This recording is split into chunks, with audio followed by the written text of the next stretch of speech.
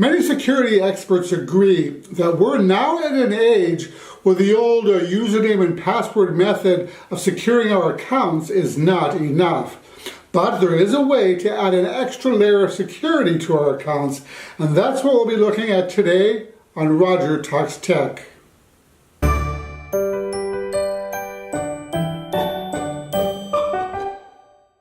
Hello everybody, my name is Roger and welcome to Roger Talks Tech. So today we're going to talk about two-factor authentication, also referred to as multi-factor authentication, which is an additional security layer which helps to address some of the vulnerabilities of the standard password-only approach. So this is a method of confirming a user's claimed identity in which a computer user is granted access only after successfully presenting two or more pieces of evidence or factors in an authentication mechanism.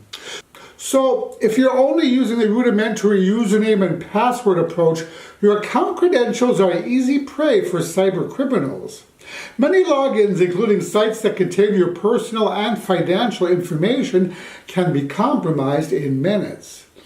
So, as cybercrime becomes more sophisticated all the time, we're finding out that the old security systems are no longer a match for modern attacks.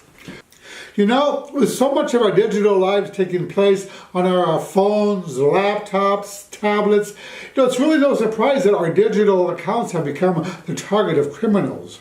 We're seeing more and more malicious attacks these days, hacks and breaches against companies and individuals, even against governments. Now, the after effects of such an attack or breach can be devastating for both individuals and companies, and more than a challenge to clean up. For instance, stolen credentials can be used to open credit cards and open other credit or utilities in the victim's name.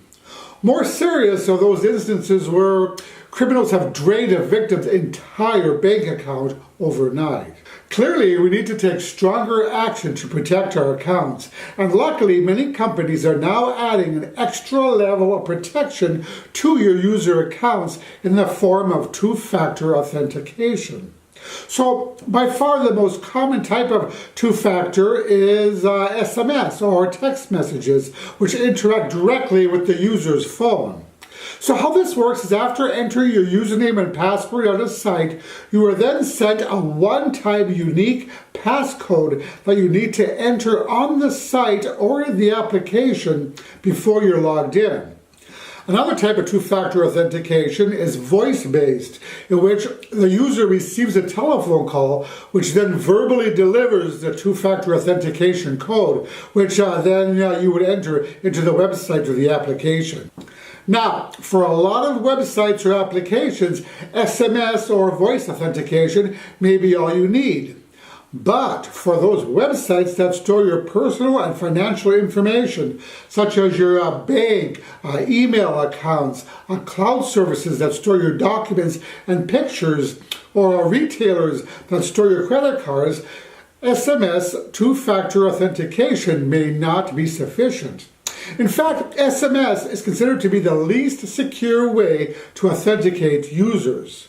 That's why many companies have upgraded their security and are moving beyond SMS-based two-factor authentication. The most popular alternative to a text message or SMS two-factor uses a software-generated one-time passcode called a TOTP. You'll often hear it referred to as a soft token. So how that works is that a user must download and install a free two-factor authentication app on their smartphone or desktop. A couple of popular options that are out there are Google Authenticator or Authy. I personally use a Google Authenticator. So once you've downloaded the app, you can then use that app with any site that supports this type of authentication.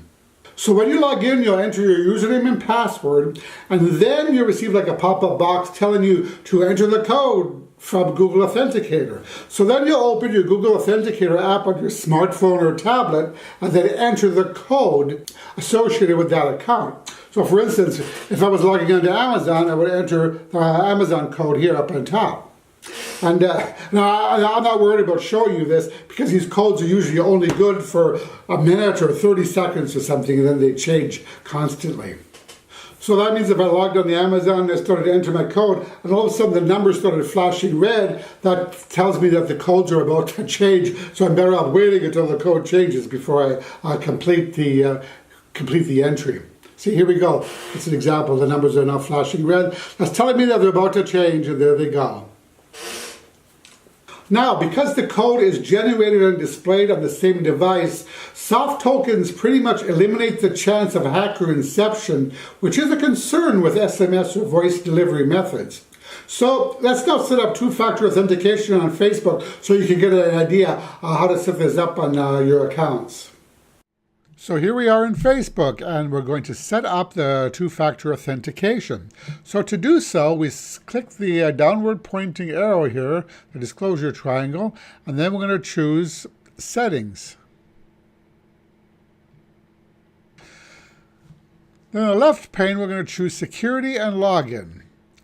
And under the two-factor, we're going to scroll down here until we see two-factor authentication. And then we're going to click the Edit button here under next to Use Two-Factor Authentication. And then we'll click Get Started. So here we have a couple of options. We could choose to use text message, and that's that SMS-based two-factor authentication, or Authenticator app. So I'm going to use my Google Authenticator app, so I'm going to click the radio button next to Authenticator app, and then click Next. Now, to add Facebook to our Authenticator app, you will need to open the app and then scan the QR code that's on the screen. So let me do that. I'm going to open up my Authenticator app here, and then I'm going to click plus to add a new an account here. And then I have an option here that says Scan Barcode. So I'm going to tap that, and then I'm going to scan the barcode, and voila! Facebook has been added. And it's right down here on the very bottom, Facebook. So once I've done that, I will click Next. Oh wait, before I do that, I just want to point out that you can also enter this code in the Authenticator app rather than using the QR code. That's if you don't have a camera attached to your computer. So let me click Next here. And now we're going to enter the code I see in my Authenticator app here. So I'm going to go right to the very bottom, Facebook, 141128. And I'll click voila, and two-factor authentication has been turned on. And then we click Finish. And again, I wasn't concerned about entering the code in this video because that code will be irrelevant in about 30 seconds. So that is how to set up two-factor authentication in Facebook. The process will hopefully be similar in most websites. I've set up two-factor authentication in almost any website that offered it, and it was pretty easy to figure out. So there's another method of two-factor authentication that involves using physical objects such as security keys or a USB stick that you insert into your computer, phone, or tablet. I actually received one of these such devices in the mail, which is the Google Titan key here, which I haven't had the opportunity to play with yet. But but how it works, I believe, is when you're prompted to enter your password, you make sure that this is inserted in the USB port and the key as well. And this serves as another layer of authentication. So yeah, so once I get an opportunity to play with this a bit, I'll report back. So, in summary, if the sites you visit offer two-factor authentication, then by all means you should sign up for it, even if it only offers SMS or text-based two-factor authentication, which is still an extra layer of security. If they do offer Authenticator app security, however, then that's your best bet as it's the most secure.